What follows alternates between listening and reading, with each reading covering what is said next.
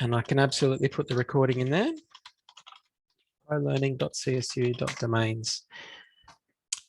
All right, so look, this session, just by way of context, happens every session. We run multiple Zoom training sessions. We also have staff contacting us independently for help with particular areas of Zoom. But this one, we build upon information that started last week with the basics workshop. The second link I've just put into the chat pod for you is to do with providing feedback on sessions and also getting your name down for having attended this one, which gives us a record of who's here if necessary, but I will provide it again towards the end of the workshop. We do cover a lot of information in each of the Zoom workshops. Today, we're going to have some quick reminders and refreshers on information that hopefully everyone's across, including the importance of Zoom updates, making sure that you are up to date with the platform, and how the waiting rooms operate for Zoom users at CSU. We'll have a quick reminder about how screen sharing works and some of the other options around screen sharing that you may or may not be aware of. We'll have a look at the Zoom portal, the back end of Zoom, and again, remind you about the difference in the terminology we use here between the CSU Zoom portal or the back end versus the live meeting and the Zoom dashboard that we're looking at in here together in a live meeting versus what a lot of teachers would be looking at, which is called the Zoom LTI in our I2 sites. And that's what we're going to be having a look at as well. We'll have a brief look just at the recording options that you may not be aware of in terms of the control you have over how your recordings are made available or otherwise. I'll show you how to grab attendance in two different ways if you're looking for ways to get that detail. One from the front end in our Blackboard sites in I2 and the other from the back end in the Zoom portal. We'll also have a look at using breakout rooms and how they work. We'll run a breakout room or two together just to give you a feel for what that experience is like. However, really, I would suggest, particularly with breakouts, they're things that you need to run yourself and get used to initiating and learning the nuances of. We don't cover them specifically in their own PD session as such. I'll show you how to set them up, how to run them. We'll go into one, etc. But if you want to have more of a play with breakout rooms, I absolutely recommend that you spend some more time doing so in your own Zoom rooms. We'll have a look at the Zoom polls feature, which has changed and improved in recent times, and a way to do audience engagement within the tool set itself. And time permitting, we'll also have a look at the Zoom mobile app and why some academics use that themselves to facilitate using either a laptop or a PC, for example, and why they might be doing that. On this slide deck, which I'll provide to you progressively each time I remember throughout the session in the chat pod, are the links for the cheat sheets, for example, in and around using these tools, either for the portal or the LTI in the I2 site. So if you're less interested in watching me progress through some of the slides at different points and want it just for yourself, by all means, grab that PDF and click through and look at it yourself as well. All right, let's get right into this. The first thing I want to look at is Zoom updates. Now, if you're not aware of how to get hold of Zoom updates, it starts by using the Zoom desktop application. So I'm looking here just at my PC desktop, and I have the Zoom icon sitting on there. If you're on a CSU computer, it'll be on the desktop. If you're on your own personal device, you might have to look a little bit for it. You might have to search for Zoom. But basically, when we open it, we're looking for this square box, basically, that has these four icons on the front. And really the standout feature of this is called the Zoom desktop application is your ability to click on your profile image in the top right-hand corner and see a menu there, which will include check for updates. And it's important that you progressively do this. Probably once a month is enough. There's also a feature in some of the more recent updates, which you'll be prompted about, which is called auto updates. and it'll say, do you want to turn auto updates on? I'm going to say at this point in time, it doesn't work 100% because I'm still being asked if I want to install updates. So you may think that having checked auto updates is enough for you, but take my word for it. It's still worth your while to come in here and check. And for me, I'm up to date and the current version is 5.9.6. So when you click on this, you may find that you have an older version and some of the features in the tool set might not be visible to you. By and large, they're usually, I don't want to say gimmicky, but let's say there haven't been critical features released in the last 5 updates that I would say. They're more maybe nice to haves. Things like being able to use emojis and things like that within your chat pod and having access to toilet emojis, etc. Where when you're commenting on things, that sort of stuff has been a feature of some of the more recent updates, but it is worth checking in. All right, so that's how we check for our updates through the desktop app. Just a reminder about one of the security features we have on our Zoom meetings here at CSU, and that is the waiting room. It's the only security feature we have turned on at the university, and the way that it works is that by default, waiting rooms are turned on. If people are logged into a CSU account, so for students, they might be logged into their I2 sites.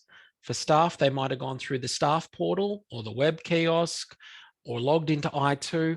Any of those will count as you having authenticated and logged into Zoom. And those users pass straight through a waiting room and into the live Zoom meeting. When we have someone that hasn't done that, and for example, if you provide students with a link to a Zoom meeting in an announcement, and they just click on that link without having gone into their subject site, then they're not authenticated. So at that point, they will come in and you'll see them in your participant pod, for example, as a guest. So if I move our participant list over here today, for example, we can see we've got Joe here as a guest, and that means that they haven't been authenticated coming into the room. So if you're ever curious about that difference, why does that person get guest and others don't? It's because they haven't necessarily authenticated coming into the room. So Joe would have hit the waiting room, and I, as the host, I get a message saying, Joe's in the waiting room. Do you want to let her in, admit her, or kick her out, or ignore her, for example? And well, I didn't think it was a good idea to leave her, so I've admitted her to the room. All right, so I'll just put my participant pod back where I need it to be. So we don't have passwords turned on to join our Zoom meetings. We don't have registration details necessarily for people to sign up to things to join our Zoom meetings. And we don't have a mandatory single sign-on point for people to join. But if they haven't authenticated, they're going to hit the waiting room. Right? So that's how that feature works. All of these features you can turn on in your own Zoom settings if you wanted to, but I would encourage you to think very carefully about the impact that might have on students coming to meetings, or whether or not they decide that things have gotten a little bit too difficult if they can't log in, for example. And we have certainly experienced some of that in the past. I will just remind you as well, with any of these PD sessions, please feel free to speak up if you've got questions. I will stop progressively throughout the session to take a bead on where you guys are at, or to drop things into the chat, and I'll get to those progressively as well. All right, moving right along with our refreshers and updates, we just look at screen sharing again for a minute in your Zoom meetings. Arguably one of the most important features of Zoom is how comfortable you are with being able to share content. So I want to just bring my Zoom panel across, and we'll have a look at the share options again. When I click on share screen, I'm getting 3 tabs: basic, advanced, and files. I'm going to concentrate on the first 2. We always basically encourage people with Zoom to start just by getting used to sharing one of their screens. If they've got multiple screens, great. You can organize your own material on the off-camera screen, so to speak, and the live material that you want to present on the live screen. If you're sharing media of any sort, whether it's audio, like the music I had playing, or video, for example, from YouTube or other sites, you'll need to make sure these two buttons down the bottom are checked: share sound and optimize for video. If this is not checked and you play back something like YouTube or media from on the web, different users will have lag issues depending on what their internet connection is like. We mitigate that by using this optimize button, which basically levels the playing field in terms of how much bandwidth is required. So that's something to take to account, because even though you might not have this checked yourself and the video is playing back fine for you, that might not be the case for your students. So keep that in mind when you're sharing video content. Particularly, you need to have that optimize button checked. The second lot of sharing options that we have in here are application windows. So the first one is Google Chrome, for example. If I just wanted to share one tab in my browser, I could click on that, and that's where my slide deck is at the moment in Google Slides. Another Google Chrome window is currently YouTube, for example. Another one is the snipping tool. I was taking snips of things before. I'd really encourage you not to worry about trying to share individual application windows. It's just far easier just to share your whole screen so that you can worry about dragging in and out the things that you want on the screen. So you don't have to worry about remembering which particular tab is open or not open. So if it's just my desktop, and I can move my Zoom meeting off here now. Hang on a tick. Let's move this away. Okay, so I've got my desktop shared here, my screen one. And at this point, if I've got a document somewhere or a web page, I could just drag it on, for example. So I could turn around and say, right, this image that I was looking at before, I want to look at that. Or this PDF that I had on before, I want the students to be looking at that. So you just get used to the idea of sharing your entire screen and dragging the files that you want to share across onto that. It's going to make your life a lot easier until you're particularly comfortable with the tool set. So that's probably my main advice in and around screen sharing is don't overcomplicate things. But we will look at some of the other sharing options that we get. If we go into advanced, there are a few interesting options in here. One of them is the option to use PowerPoint as a background behind you. Now, if you're using a green screen, for example, or you have a plain colored wall behind you, this will allow you to have your own PowerPoint slide deck with you live standing in front of your slides presenting to it. So if you're recording resources and you want to have yourself talking in front of your slides, you can absolutely do that. Would you like me to show you what that looks like? Yeah, okay. Hang on one sec. I'll pull my green screen across and you can see.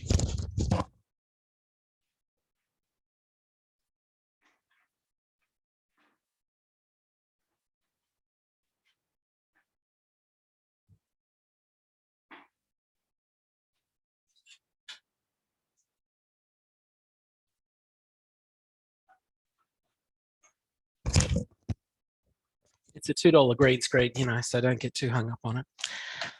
Okay, so if I turn around and click on PowerPoint as a virtual background, and we find a PowerPoint slide of some sort, I'm sure I've got one. PowerPoints. Downloads, maybe? Let's go with that. Nope. Documents, any PowerPoint, that'll do.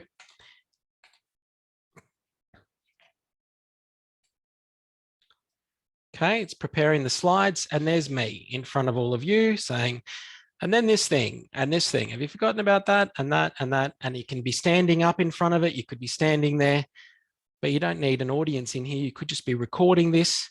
And at that point, you work through your PowerPoint slides. You'll see that there are controls down here that I can then move through the slides and keep talking, etc. So it's an interesting way to create resources, and all you need is either a single color wall behind you, or you can set up a green screen like I have behind me.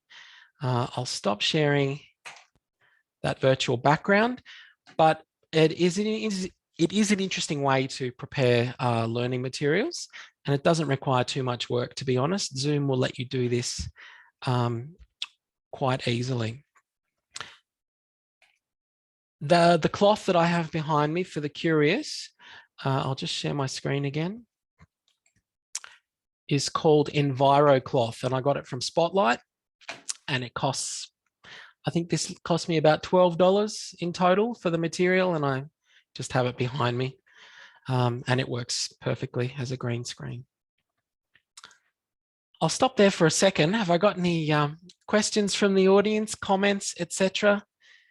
You think that PowerPoint background business is more gimmicky than anything, or does it look like a good idea to you? Polly, what do you think? I think it looks like a great idea. Yeah, I like it. Yeah, I think it doesn't require too much if you're already making slides, you already have the slides available and you just want to humanize them a little bit. It's easy to do, and as long as you're comfortable with Zoom itself, with the tool set, then yeah, it's great. All right, let's keep looking at our screen sharing options under advanced. The second option here, portion of screen, will allow you to highlight an area of your monitor, and this is particularly attractive to people that only have one screen. So if I turned around and said, actually, I only want the students to see the right-hand side of my desktop, and I'm going to organize my notes or something to the left of it, you can use this portion of screen option and hit share, at which point it asks me to highlight which section, and I can drag and drop that and say, right, this is my shareable section. And so in that case, I'll bring my PDF over and say, I only want you guys looking at this bit, for example. So you can, if you've only got limited screen space, that share option will allow you to utilize part of that for sharing and part of it for your own purposes. Next share option we get. I'll go back to sharing. I have to keep sharing my screen so that you can see what my share options look like. Okay, next one we have, if you just want to share sound and nothing else. So when we start some of our sessions and you just want some background music and not necessarily want to share your screen, you can just select computer audio. Whatever you're listening to or playing on your computer will play through the Zoom meeting. It's that easy. You don't have to share your whole screen at the same time. Video content basically is going to try and load an MP4 file, but it can only be up to 100 megabytes in size in the room. So if you have a local video file on your computer and you want to play it in the Zoom meeting, you can try and load it in using this option. But to be honest, I would say, why not just share your screen and play the video that way? So it's a bit unnecessary at that point. Okay, if anyone is using a document camera at all and has it connected to their computer, there's an option here which will allow you to get a video feed from the document camera directly into your Zoom room. And that's what this option here is, content from a second camera. We don't really touch on that, but if any of you want to play around with document cameras and reach out to me, I'm happy to talk you through the process.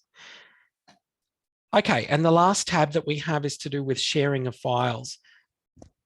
This is an interesting one because this functionality of being able to access files from one of 3 cloud-based services, if you use OneDrive, Google Drive, or SharePoint, you could find those files and share them within the meeting. But at that point, I'd say to you, you can access them anyway and just share them on your screen. So we come back to stick to doing one thing really well and not really overcomplicating it with these other options, if that makes sense. Okay, that's sharing in a nutshell. Let's get back to the rest of our deck as we get into the stuff we haven't touched on before.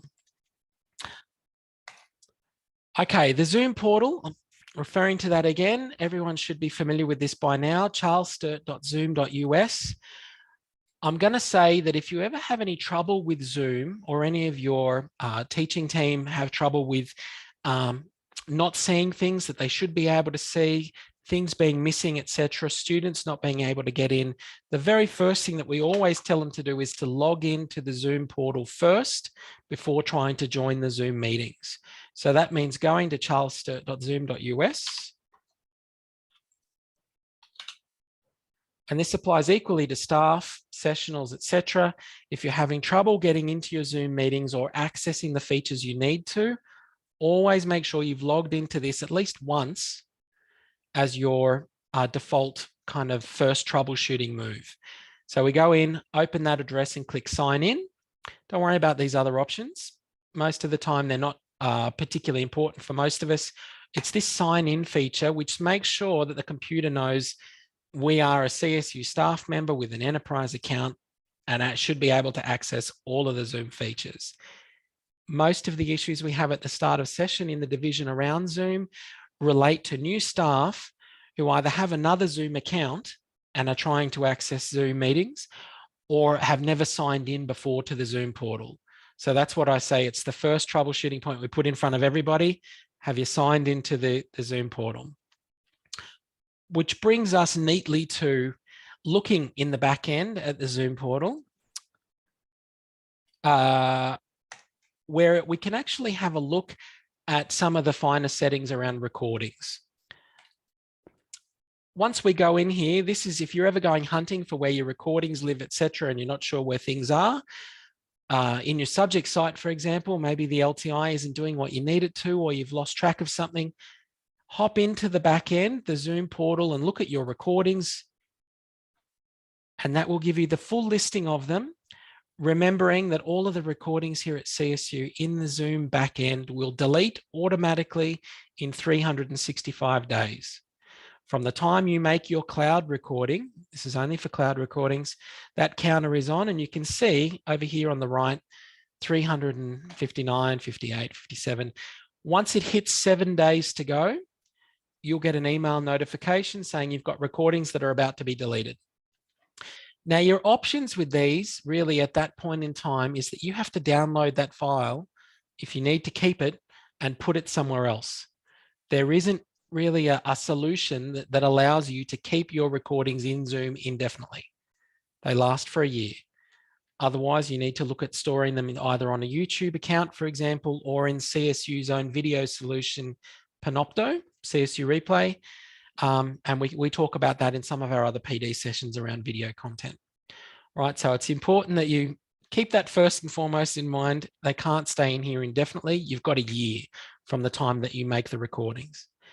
So if you've got them in your subject site, and we look at the LTI in just a minute, those recordings are fantastic for that session and 2 more, and then they're gone.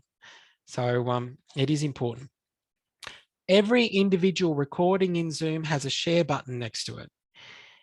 You can either open up the recording itself,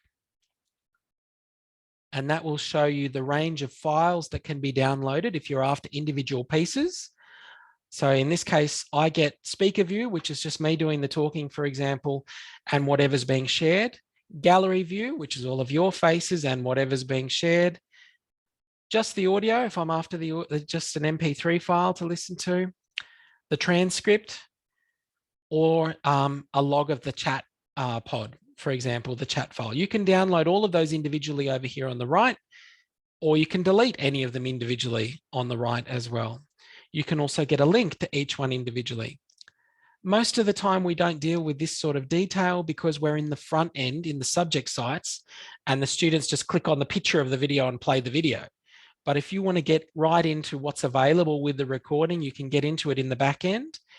And you can also click on this share button over here, and that will give you some more options around how you want this recording to be made available to students. Usually the question I get asked here is, can I stop students downloading this recording? I just want them to watch it, not download it. And if that's the case, there is a button here that you can turn off. Viewers can download. If this is switched off for a recording in your back end, the students will not be able to download the recording in your subject site. They can watch it, they can't download it.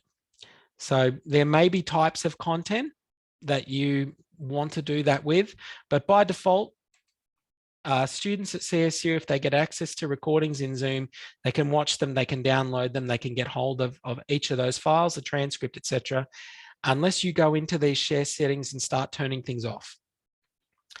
Maybe some of these might be more appealing to you for specific purposes or projects. If you've made some content yourself and you don't want people being able to download it, then you can turn some of those off in here. But those individual share recordings, you can't set those so that they apply to all recordings. It's at the individual recording level that you'll need to come into the back end and either disable them or turn off pieces of them. There is also an analytics function available against your recordings. If you're curious about the number of people, for example, that have viewed a recording, and you can set a date range for that to see how many people have looked at it, if you're curious about that. It's not extensive, the analytics suite available in Zoom itself, but you can get in there and see how many people have watched it. That's about the extent of it, and also how many people have downloaded the file, if you're curious about that. All right, moving right along with our recordings. When we play back a recording, people often ask about things like the captions feature or the ability to get transcripts. So if I open one of those recordings again, sign into the portal, go to my recordings. I'm going to open one of these recordings. I can just play it back by clicking on this icon here. Right, so it'll start playing back the recording once it's loaded it. Okay, so look, good morning, everybody. Look at that guy. Okay, so what we have here, this is the same view that students will have with one exception. And that exception is this pair of scissors that's down here in the bottom right-hand corner. If you want to edit your recording at all, the only feature that Zoom allows you to do is top and tail, which means that you can drag the continuum at the beginning forward to where you want it to start. So if you've spent the first 5 minutes of your recording scratching your nose or something and you don't want it in there, then you can move the handlebars forwards so that it starts there, and similarly the finish point. That's it. There's no other editing possible within this. And similarly, this does not impact the file that students might choose to download. They get the full recording. So this only affects cloud-based playback. Students get access to the transcript on the right-hand side here. And when they download the files, they'll get a text file with the transcript as well. Similarly, there is an option here to turn on the subtitles or the captions that students can turn on. And at that point, once we're talking, this will be engaging more with a lot of those questions around. Fantastic. So that will play back live as well, that people can see the captions as it's playing back. In the last session that we had last week, I also showed people in here how you can turn those on in the live Zoom meeting. For the curious, there is a captions button as long as this is turned on in your settings in the live Zoom meeting. And I'm going to turn that on so that while I'm doing the talking, you should be able to see text appearing at the bottom of the screen. Can everyone see that rolling through as I'm doing the talking? It's underneath the share screen at the bottom over here. Yeah, so you can absolutely turn on your live captions if you need to. And that is one of the settings, one of many settings that you may want to think about turning on in the portal, in the back end under settings. There are too many in here for me to go through it all in this meeting, but I do advise you to spend a little bit of time looking at settings that may appeal to you. If you're after a particular thing, you can certainly search for it. So we were talking about captions and transcripts a minute ago. So if I hit captions and do a search, it'll then bring up the options in my settings, for example, to turn on closed captions or to allow participants to get hold of transcripts or not. And again, how my recordings are displayed if I want transcripts available. You do need to make sure that you do it at least once, go through your settings and work your way through these 5 areas. The one that I particularly want to show you today is right down the bottom under Other, and it's called Scheduling Privilege. Scheduling privilege allows someone else to book meetings as you or on your behalf. And similarly, vice versa. So if you want to be able to book meetings for someone else, you need to use this tool called Scheduling Privilege. And it basically is as simple as allowing the person that wants to give that right to someone else has to click on edit, and you put in the person's email address at CSU, and at that point, they will then be able to book meetings on behalf of the other person. Now, I'm not sure if that's making sense or not for you, but I'm going to show you what it looks like. When I actually go to book a meeting, whether it's in Outlook or whether it's in Zoom, I'm going to click on schedule a meeting. And the first option, if you've got scheduling privileges for someone else, is who do I want to schedule it for? And I choose whoever the person is, for example, that's allowed me to schedule for them. And I can then book Zoom meetings as them. And the reason you might want to do this is because they need to be the host of the meeting, but maybe they either don't have the time or they're not able to do the bookings themselves. This usually crops up with two scenarios here at CSU. One is people like directors or others with PAs or other staff that need to book things for them, need to use scheduling privilege. Their staff need to be able to book their meetings for them. The other part is teachers who are part of teaching teams, or they might have new sessionals coming in, etc., that aren't across Zoom meetings or need to have Zoom meetings booked for them in the first instance. You can do that booking using scheduling privilege. So that's why I show that setting particularly. But other than that, as soon as you've done this process, let's say if I wanted to book one for Alan and I set up my meeting as normal, as soon as I save it, he will be the primary host of the meeting and I will be a co-host. That's how that works. You're automatically added as a co-host to the meeting. I'll stop there for a second and see if there's any glaring questions that people want to ask at that point, or just tell me to move along, one or the other. Okay, we're all good? Okay, I'll keep going. All right, so let's have a look at the LTI in subject sites. This is usually what most people are interested in, the business end for teachers with Zoom. Inside your subject sites, every single subject site, you will see a link that says online meeting Zoom. Some of the older sites it was called Zoom LTI, but it should be sitting by default, it's actually hidden and down the bottom of your navigation bar. If you've never moved it or used it before, that's where you'll find it. But ideally, we like it to sit within the subject community area of options in your subject site. We'll just reject that phone call. And what it does is it creates a window through to your Zoom account. So remember before I was talking about troubleshooting and making sure you've signed into the Zoom portal at least once. This is why, because this feeds through directly to your Zoom account. And if people can't see what's in here, it's because they haven't signed in. Students go into their subject site and then they go into this, they're logged in. If we send them links to Zoom meetings in announcements, for example, there's no guarantee that they've signed in. So that's why sometimes we say, go through the I2 site like the teachers do, like we do, then go into the Zoom LTI tool. And what will happen in there, once you've scheduled your meetings, is that you get a full list if you've made a recurring meeting or booked them individually that the students can see. So they get the dates, they get the title of the meeting, they get a link to be able to join that meeting. And then after the meeting has been held, it moves into the previous meetings tab. So Kim, for example, has held this tutorial, I don't know, yesterday, for example. It moves into this list, and then the host and any other teachers in the subject site can see all this. They can click on the report and they get a full list of the attendees in the meeting.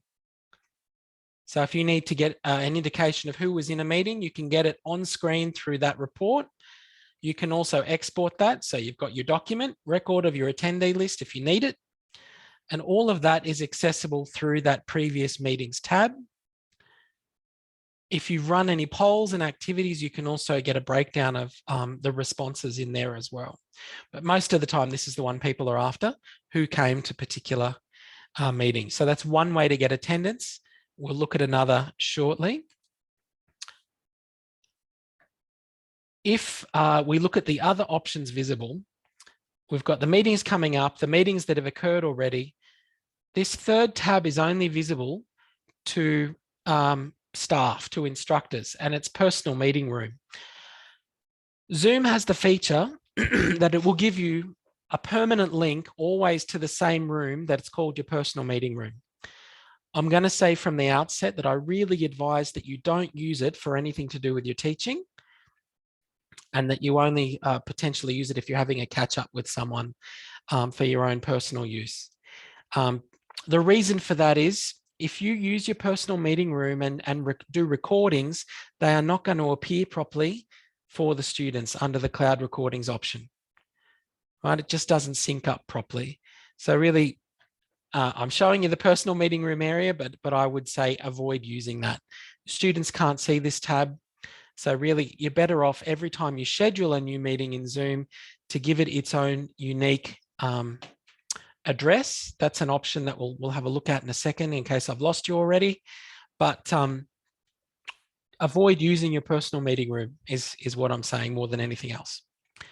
And when we do our recordings through the LTI tool, the cloud recordings appear automatically inside the subject site for the students. So you don't have to manually provision links to the students. They're automatically available. So this is why we say do everything inside this tool. It makes things a lot easier. At this point in time, the students can come in here, click on the recording link. They can either watch the recording, download it, just get the audio, or just get the chat file is available in here. The transcript, unfortunately, is not available in here. But when you watch the recording, you can get it that way for those interested in getting hold of the transcript. So the LTI is pretty great, really, for what it does. Things that it doesn't do that we get asked about are attachments. So if you've used files like PowerPoint slides or other things in your Zoom meeting and you want it to be made available to the students, there is nowhere within this tool that allows you to do that, to provide that attachment, which means you've got to do it somewhere else. And that is why, if we look at this subject site, you'll notice that I'm using these links above. These are called breadcrumbs. So they're links that sit above the actual tool itself that allow you to move backwards and forwards. Otherwise, you're going to have to use your back arrows, back and forward arrows to get around in this tool. It doesn't kind of provide an easy way to get back to the subject site other than using these links that sit above the tool. So I've just clicked on the breadcrumb for the subject site and it's reopened the whole subject site again for me. So the point I was making was about attachments, and the way that this academic deals with that is they have a separate tab here called Online Tutorial Recordings. And Kim in this instance just has a table with the dates, and she provides any other separate files that she's used in the session in there for the students. There's two reasons for that. One of them is to provide those attachments. The second one is if your individual meetings have a particular topic title, you can't do that in here. In the jumping around here, let me go back to the subject site. If we go into the Zoom LTI tool, I'll just launch it again. You'll notice that all of the topics are the same. And that's because the academic has created a recurring meeting with the same, it can only have the same title. There is no way to change that title individually when you're creating a block of meetings. Okay, so that's one of the shortfalls of setting up a block of meetings all at once. You can't go in there and change the individual meetings. Otherwise, you end up having to book every one individually. So make sure when you're setting it up that there's enough information in that generic title. What you can do, however, as the host, is change the names of your recordings. So after the recording's made, you can actually edit the name of your recording in here as well. Okay, but only the person who created the meeting can do this. So there's a bit of nuance to the use of this tool. But if you want the recordings to be indicative of what the specific thing was about, you can go in and change the recording names in here. But unfortunately, you can't change the names of the meetings themselves if you've created a block. The other feature I want to point out with the LTI is that if you've created a Zoom meeting somewhere else and it's not in here already, and you want it to be visible to your students, you can use these 3 dots over here, which is an import feature. And that will allow you to import a meeting ID. So you get the meeting ID number for another Zoom meeting that you've created. Again, that comes from the back end of Zoom in the Zoom portal. So if I open that up again, go into the Zoom portal, shows me my list of meetings, and there's the meeting ID underneath. So I could take that and copy that into the LTI tool that we were looking at a minute ago. And it would then add that Zoom meeting into this tool in the subject site. So if you've forgotten to add it for whatever reason, or you'd created it elsewhere, you can import it into here. One point to make about the LTI though is a Zoom meeting can only exist in one subject site in the LTI tool. So if you've got 2 different subjects, 2 different subject sites, and you want students from both of those to go to the same Zoom meeting, you can only have the LTI tool in one of those sites pointing to it. In the other subject site, you're going to need to manually provide the link to the students. It can't be in this tool. The LTI will only work with one subject site to one meeting. Does that make sense? Okay. All right, let me stop there for a minute and get a bead on where people are up to. I've done a fair bit of talking about the use of this tool in the subject site. Any questions, comments, experiences on using this particular tool that anyone would like to share? Has everyone used it so far? Oh, not yet. Okay, Joe's nodding, Polly's not. Okay, got it. How did you find it, Joe? I found it easy to use, but your last point that you made, if you've got 2 subjects, I found that out the hard way. I found that out on day 1 in 2190. Yeah, I thought I had set it up beautifully and I was very clever. No, I wasn't. But anyway, yeah. Yeah. I mean, there's a manual workaround. You can provide that link in the other subject site. That's what I had to do. Yeah. Yeah. But unfortunately, yeah, it doesn't give it access in the same way. Yeah. Which is a bit annoying. Yeah, thank you for that. Okay, look, let's keep going. As always with my sessions, I'm running way over time. All right, moving right along. Attendance, we talked about getting through the LTI tool, through that report function from previous meetings. You can also get attendance in your Zoom portal in the back end. And for you guys looking at your accounts, your panel's not going to look exactly the same as mine on the left. I've got kind of higher rights with Zoom, but you should see an option that says reports in your menu. Can everyone see that when you go into your Zoom portal? Yep. For me, I'm going to get to the same thing. Under reports, there is a report option available to you called the active hosts report. And that's where we want to go. If you want to get breakdown of a particular meeting, now I can search all of the users, but for you guys, you'll see your own. So if I wanted to have a look at my own and find my email list here, Lachlan, meetings, none for this particular date range. Let's go back a little bit further. Okay, it'll give me a summary of the meetings that happened. It could be on a particular date. At the moment, it's going to be every meeting that happened in that date range. There were 10 of them. Across those 10 meetings, there were 136 participants. Let's get into a bit more detail. Now we get into the particular meetings that were held. So on this day, I had PD for the Grade Centre PD.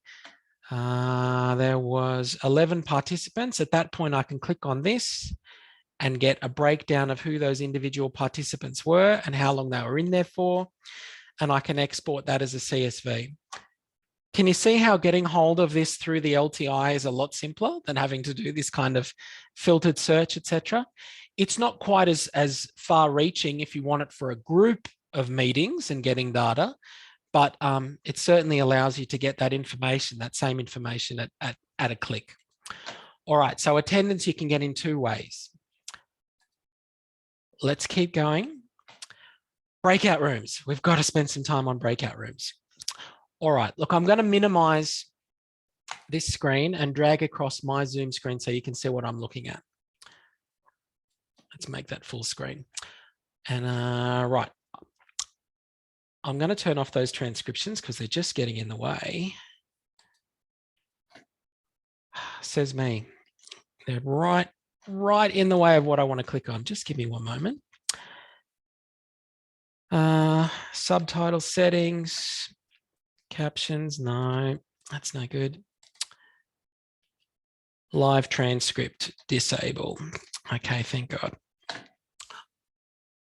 All right, it's still going. No, it's not. It's just frozen.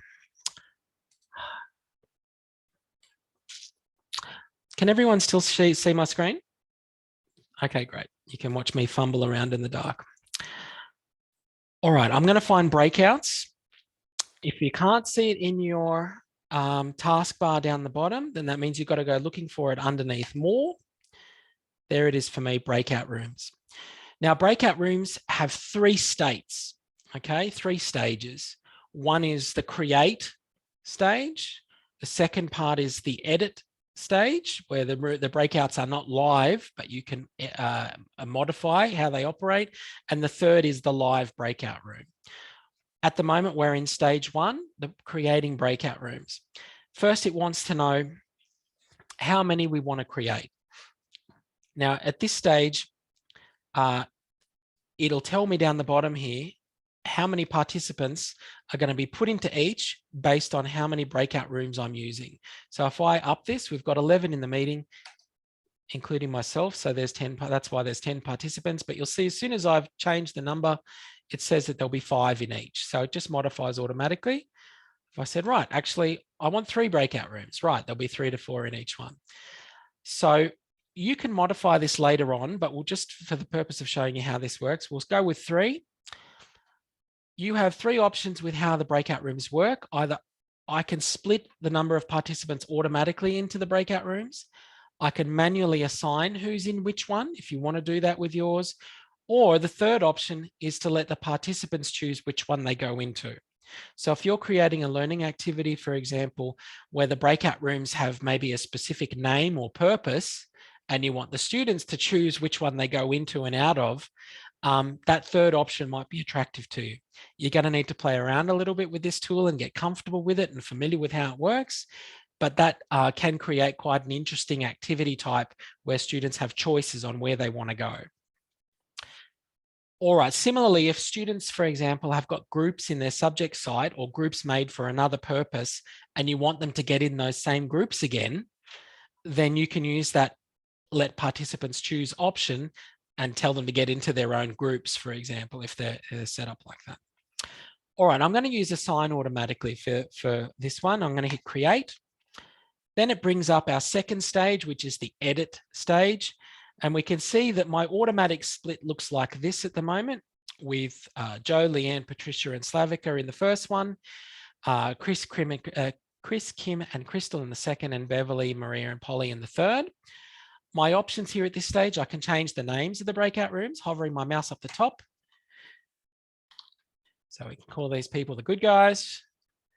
The second room, we can call the bad guys.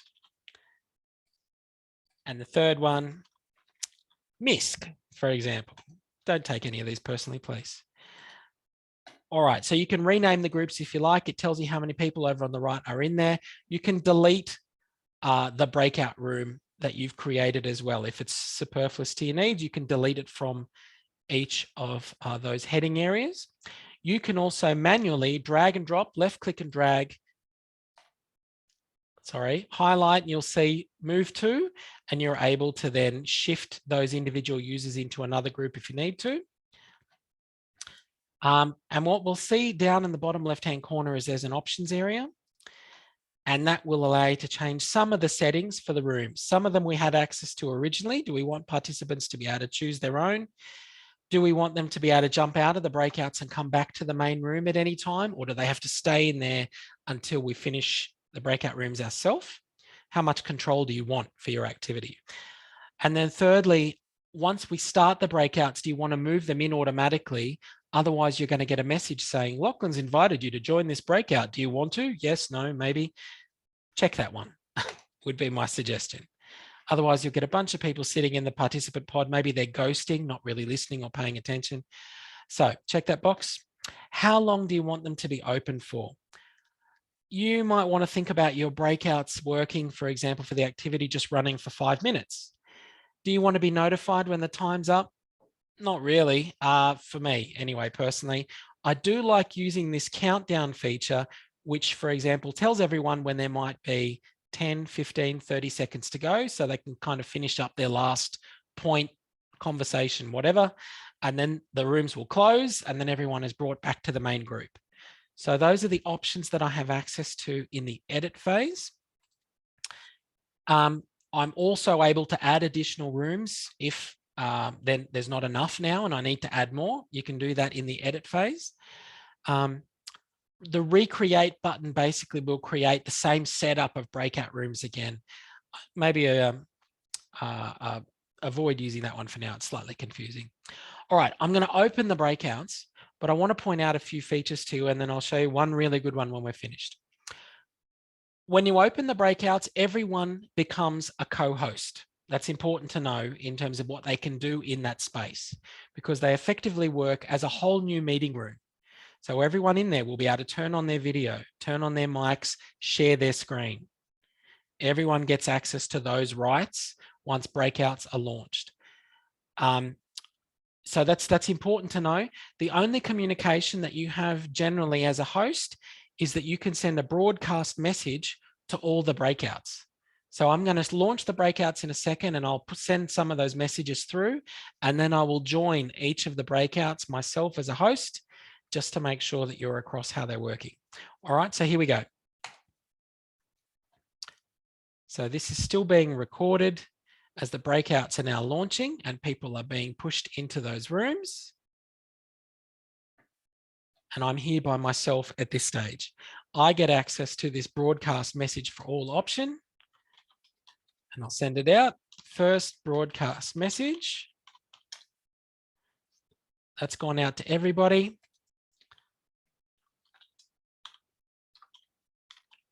This is my only way of communicating with you until I join your room.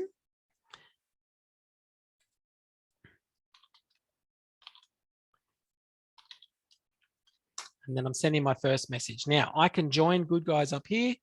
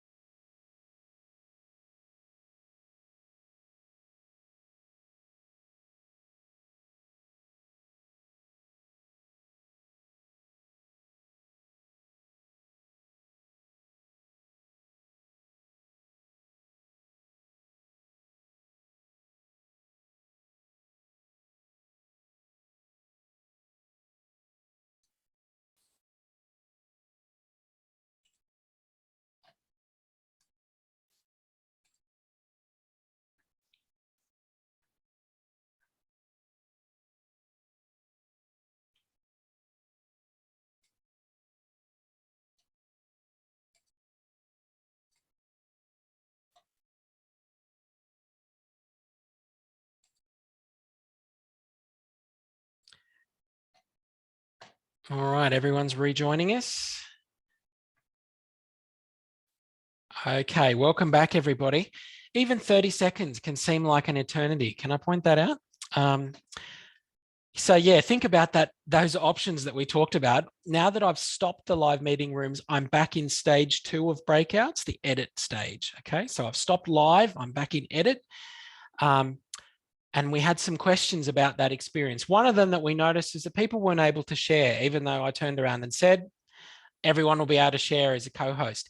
That's because I had forgotten that I have a security feature turned on in my rooms that allows only participants, it doesn't allow participants to share the screen until I make them a co-host. And it seems like if that's checked, even when I launch breakouts, you can't share. So if I change that setting now so that everyone can share, you'll be able to do that in the breakout rooms.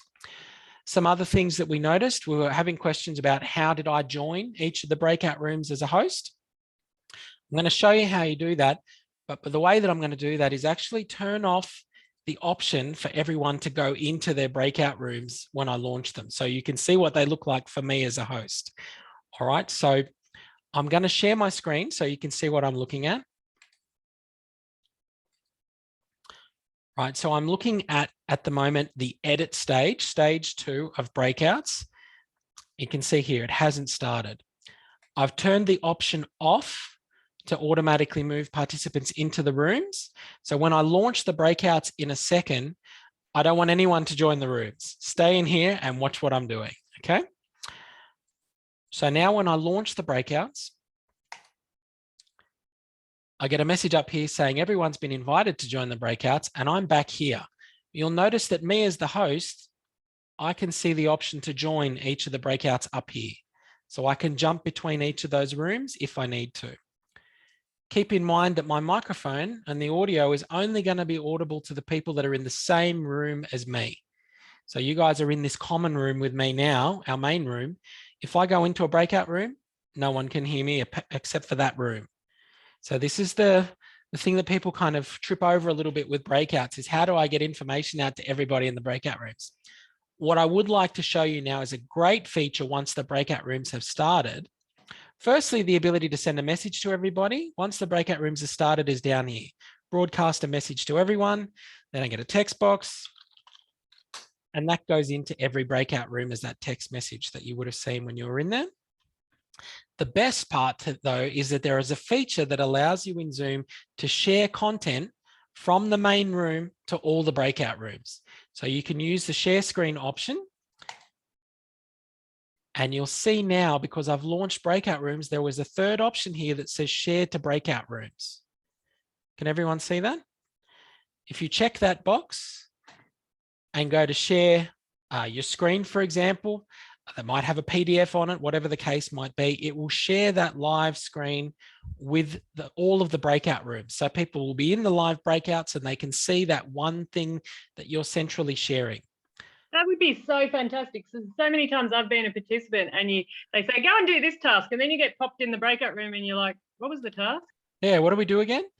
Yeah, so absolutely. So if there was a PDF, for example, you could share that on your screen. This is where having multiple screens to be able to have your stuff organized comes in really handy. So you can just have that stuff ready to drag on and share to the breakout rooms. But this will only appear once you've started the breakout rooms. Right, so that's the live thing. It's also only video, not audio. So again, the value of it there is that you can have a document or instructions or a website that everyone can see and look at, but they can't hear you. So, you know, there's a problem there, and it will only stay shared with them whilst you're in the main area, the foyer, if you will. The moment that you join a breakout room, it stops all sharing. So using this feature requires a little bit of thinking about kind of, I suppose, the order that you want to do things, or if you're just going to have instructions up centrally and stay out of the breakout rooms, because the moment you start jumping in as an instructor, it'll stop sharing. Right, so there's our crash course in breakouts. Sorry, Lachlan, this is like the third question of us in a row. That's okay. But I think from my experience and implicit of what you've said, if you're recording the session, then to not just chew through time on a recording that a student accesses later, you probably should pause the main recording while ever breakout rooms are in session so they don't just get a blank page, I'm guessing. That's a really, really good point. Okay. Yeah, look, there's a couple of things to take into account. We always get asked, what's happening in the breakout rooms? Why isn't that captured? Why isn't that being recorded? Well, there is a way for it to be recorded. Once your participants go into a breakout room, they can turn on recording. So if you need that to happen inside the breakout room, you can start recording yourself and get it captured. But the host, for example, is busy recording the main area or the main meeting, not the breakouts. So you've got, again, it's a little bit of finessing your kind of strategy or your sequence of doing things. It may very well be that you choose to pause your main recording up here, for example, or down the bottom, you'll see pause as well.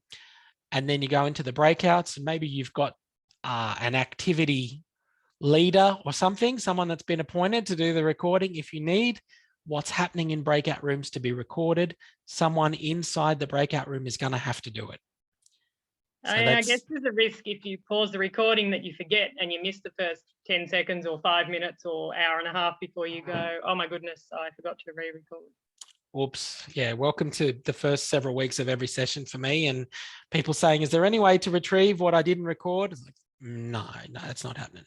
So yeah, absolutely. It takes a bit of practice and not being, too harsh on yourself for making easy to make mistakes. All right, look, I'm going to move this off the screen and wrap things up because obviously I've gone over time. Let's close all the breakout rooms. I want to point out as well that you need to be very careful as the host when you start jumping into breakout rooms, joining rooms and jumping out again, because the option to leave a breakout room is right next to the option to end the whole meeting for everybody. Very easy to click the wrong button and shut down the whole Zoom meeting. So, take a breath, make sure you're clicking on the right thing when you're leaving the breakout room and not shutting everything down for everyone. And I can see some nodding heads around. I'm sure it may have happened to people in the past, maybe, if they haven't already. All right, so look, I'll bring back our slides for 1 second and we will close things out. Things I haven't touched on today, but I'm happy to spend time on elsewhere, and also in some of our other recordings in the Professional Learning Hub. I have dealt with the polling tool in detail and also use of Zoom Mobile. If you're interested in either of those things in more depth, I'm happy to catch up with you and run you through those. So by all means, do send me an email at lkalache@CSU. But I'll provide the slides again now, the slide deck for those that didn't manage to get them earlier. And again, if people have a specific need for training or a talk through or something at the school level where you want to look at specific use of this tool set, we can absolutely arrange that. That's not a problem. I'm happy to do that as well. But otherwise, it's 11:10, so I'm sure people are way overdue for coffee and other things. Thank you all for coming out for today's session. I'm happy to hang around for another 5-10 if people have got outstanding questions. Otherwise, happy teaching, happy Zooming, and I will see you all at the next session. Have a great week. Thanks, Lachie. Thank you.